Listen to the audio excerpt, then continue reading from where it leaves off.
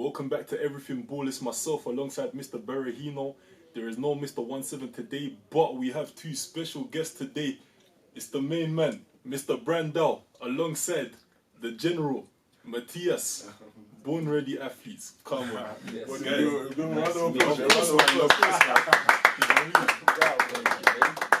bravo, man. Bravo. So, Thank you. Brandao, we're going to start with you. Fresh from season 1 of the Brandao movie, 365-day challenge, you know what I mean? So, what have you got to say, man? Nah, man, glad to meet you, bros. Glad to have this opportunity to be here. Yeah, obviously I've done a 365 days challenge to a pro contract, and it was hard, it was tough.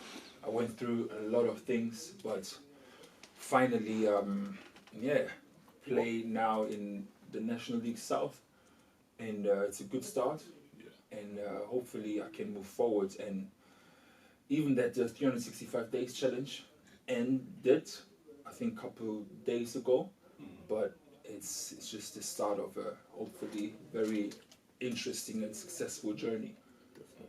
What my question is, what made you even start the whole challenge in the first place? Well, before we get into that, in fact, like, tell us about, like, obviously football. You know, you mentioned a lot in your videos as well, like you were younger, you know, people were telling you to play basketball and everything, you know what I mean? So, like, before, you know, we get to 365-day challenge, like, there was actually a bit of a career before this, do you know what I mean? Like, so tell us, like, how did you get into football? And, you know? That's like a question that I get asked by so many people, how everything started.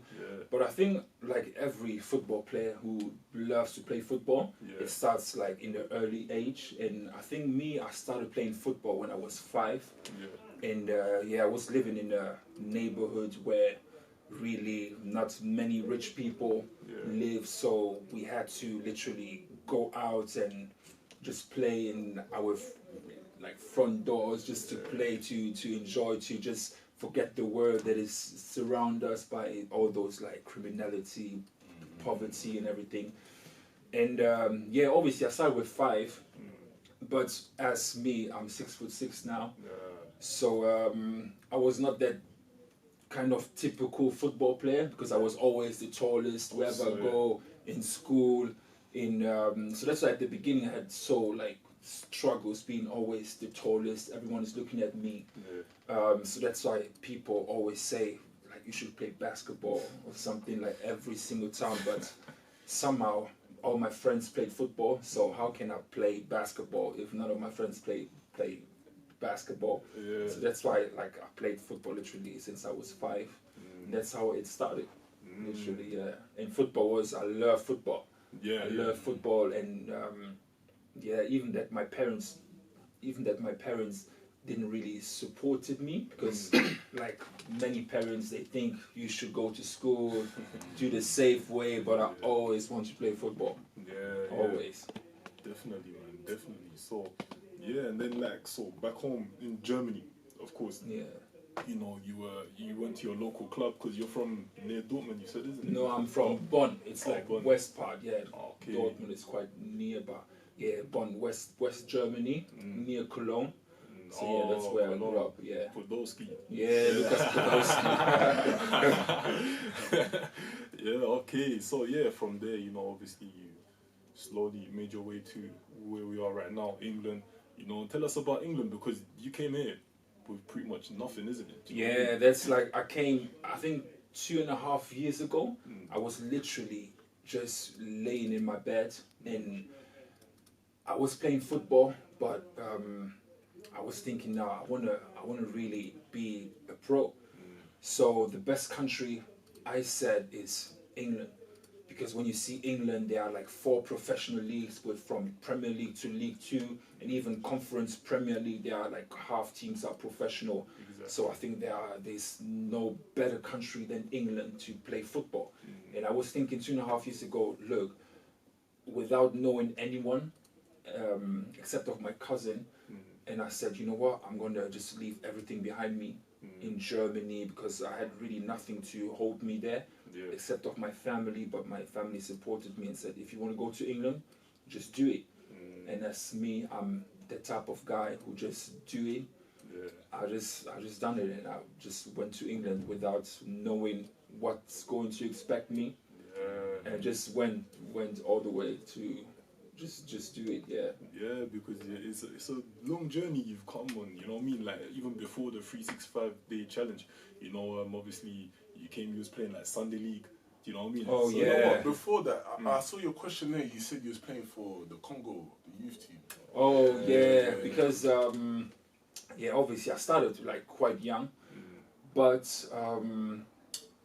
I think at the age of 10, that's when football was starting seriously for me, because then I played like youth academy in Bayer Leverkusen. Yeah. Bayer Leverkusen is one of the best youth academies in Germany.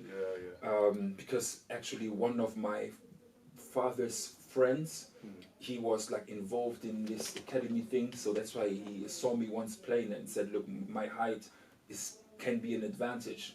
So I was thinking my height is like it's like a barrier, like I can't play football because I'm too tall, but actually my height got me to Bayer Leverkusen academy. So yeah, so then I played there like over 6 years. Whoa. And then I got an offer from another team called Troisdorf, and they played in the under 17th youth Bundesliga. That's like the highest level that you can play in youth teams section. And yeah, so obviously when you play in the highest level in youth teams, so then obviously national teams are gonna contact you. So that's when Congo, Brazzaville contacted me for the under 17s national team. And yeah, that's when I played, I think, 2 games for Congo. So how was that like? Did you play in the national stadium? No, we played. It was 2 games in Brussels. Oh, yeah, in because Belgium? it was like a kind of tournament. Yeah. So we played against Belgium and I think Israel. Okay. Yeah, so it was like normal. I think in the stadium of Genk or something. I can't remember. Something like that. But when you're 17 and you play for your national team, Of course. like it's a very nice feeling. Like, Of course. You was crying during the national anthem or? yeah, yeah, but no, it was a proud moment. No, like, definitely. for me and for my family as well, definitely. So that's when I really started to think about being a pro footballer. Is very, very realistic. Yeah, but do you know what's even more crazy as well? Because there's a few people that they play like England schoolboys, you know, under 16s, all the way sometimes to maybe under 20s, isn't it? You know what I mean? It doesn't really get serious till like under 21s.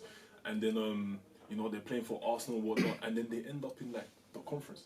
Or they end up in, you know, sometimes Ryman, you know what I mean? Like, I've come across some of them, right? And then once they get to that level, it's kind of like they just think, oh, forget football. Yeah. You know what I mean? They lose hope. It's kind of good to start. It's like starting young sometimes. It's almost like you kind of miss your whole social life as well. Yeah. So when you miss your social life, it's kind of like you kind of want it back because you're looking back at your friends. That's true. And I feel like that's where people lose the motivation. You know? Yeah. We've done the like with the car. We've done the tour like nearly through whole England. We went to championship clubs, to League 1 clubs, League 2 clubs. Not even and every single club said to send them our CVs. And from all those clubs, we sent them our CVs. Not even one club responded. So that's when I really thought, wow, like England is different. It's just different. It doesn't matter where you played before. If you don't have really contacts, like it is different. And to trying it on your own, to showing up at clubs, it's different. Ones who are watching right now, like, because we all experience barriers, you know what I mean? Like, how did you overcome this? Like, because you must have went home and be thinking, oh my gosh, like, you've left your family in Germany, you've come here, probably things are not even that easy for you, you know?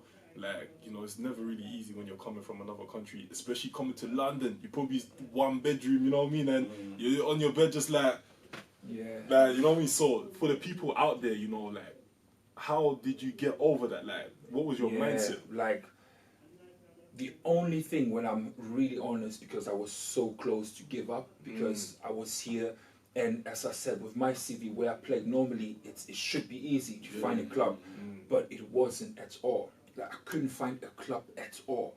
And I was here in this country 2 months, and I was thinking, what's going on? There's nothing, like, and I was so close to go back, but as everything happens for a reason, my cousin that lives here in London actually brought me to church.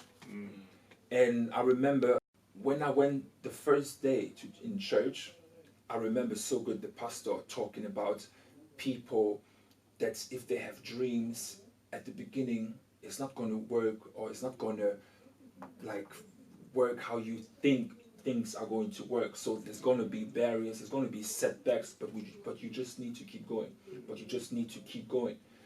So that made me realize, you know what? That's true. No matter how many setbacks I got so far, but I will just keep going.